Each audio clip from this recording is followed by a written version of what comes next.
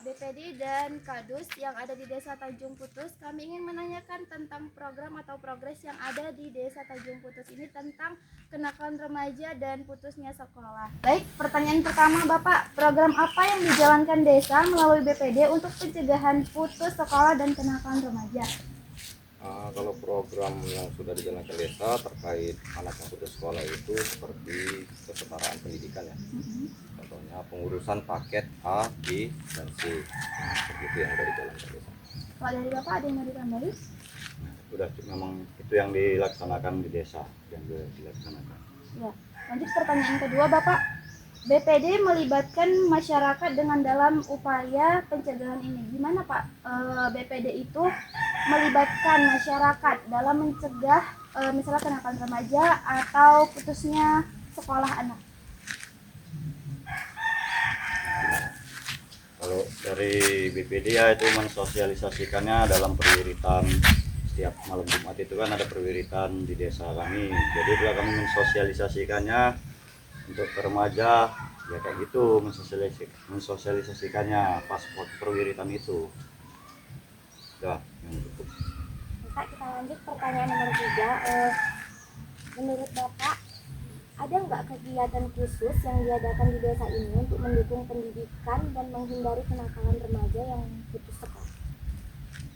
Kalau untuk kegiatan sendiri, contohnya seperti penguatan apa ya? Penguatan kegiatan ya, contoh seperti gotong royong seperti itu. Tapi ini kalau untuk terkait anak sekolah, anak putus sekolah tadi. Iya, anak yang putus sekolah. Kalau anak yang putus sekolah seperti sosialisasi kepada orang tua sih, untuk lebih mengontrol kegiatan ataupun apa pergaulan yang dijalankan anak-anak mereka masing-masing sih. Lebih ke orang tuanya sih untuk saling kontrol seperti itu. Bisakah Bapak memberikan beberapa contoh lagi untuk bagaimana sih supaya kenakalan remaja ini gimana ya, supaya mereka bisa tidak putus sekolah gitu karena kenakalan remaja ini?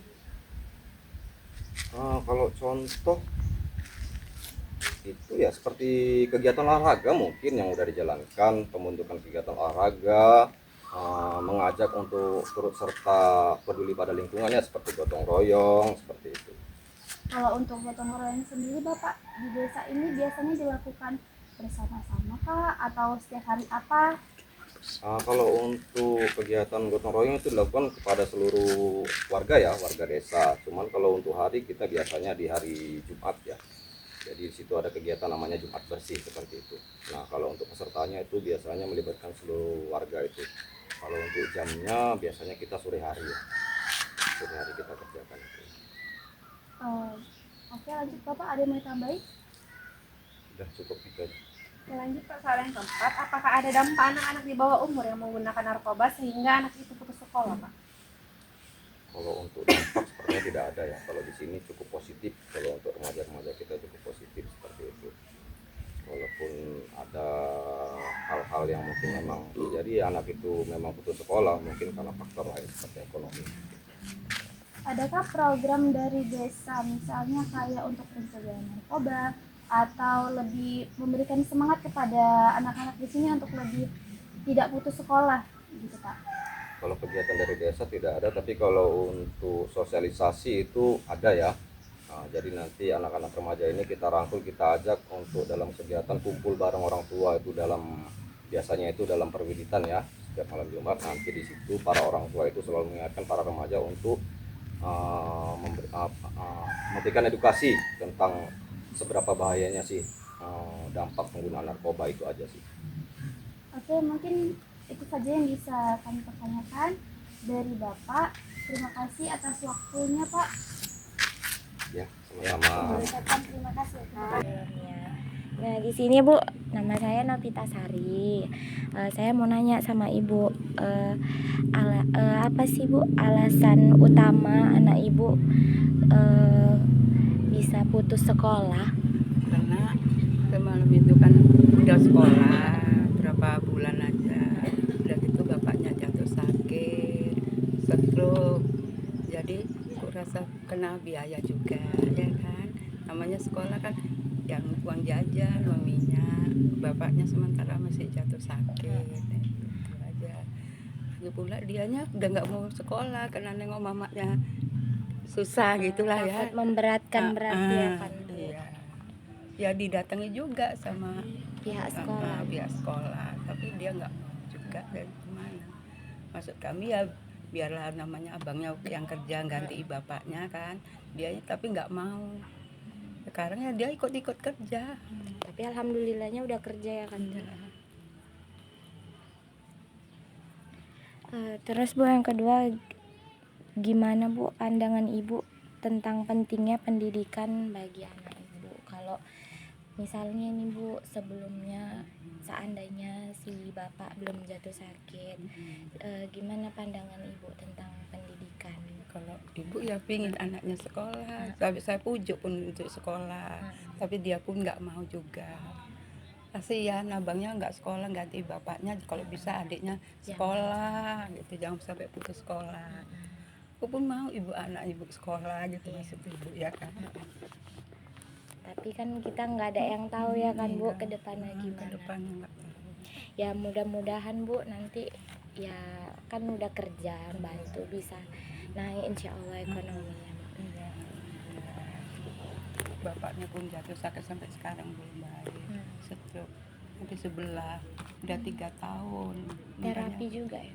ya terapi juga, tapi ya kadang ya enggak juga. Keadaan biaya juga lah ya kan. Tahulah di kebun adanya duit gajian. Nggak ada penghasilan tiap harinya.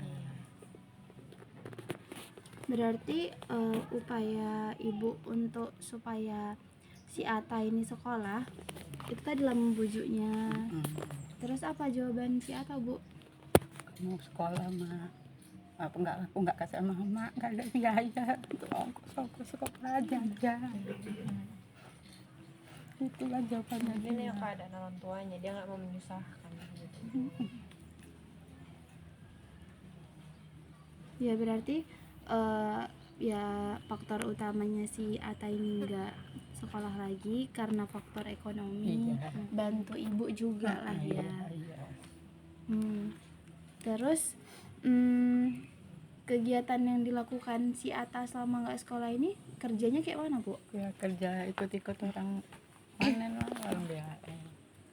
Ya dia pun belum BHL sendiri, dia pun kalau BHL sendiri pun belum kuatnya. Kadang dia punya masih anak-anak, jadi dia ikut-ikut mengeluarkan buah, berondol gitu aja. Berarti kalau seminggu itu berapa kali misalnya dia kerja Bu? Ya kalau dia bilang capek Ya udah istirahat, bebas gitu mau iya. kapan istirahatnya. Nggak pernah kularang, nggak pernah kularang. Berarti ya dia tergantung dirinya sendiri kapan mau kerjanya. Iya. Kayak semalam capek ya, aku nggak kerja, ya udah gitu aja, nggak pernah kularang.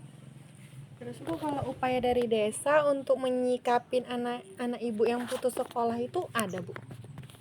Kalau dari desa Ya, kayak sekitar. dari desa kayak memberikan bantuan atau wejangan kayak udahlah sekolah aja dibiayai dari desa. Pihak desa gitu belum ada ya? Belum ada sama Belum ada sekali. sama sekali.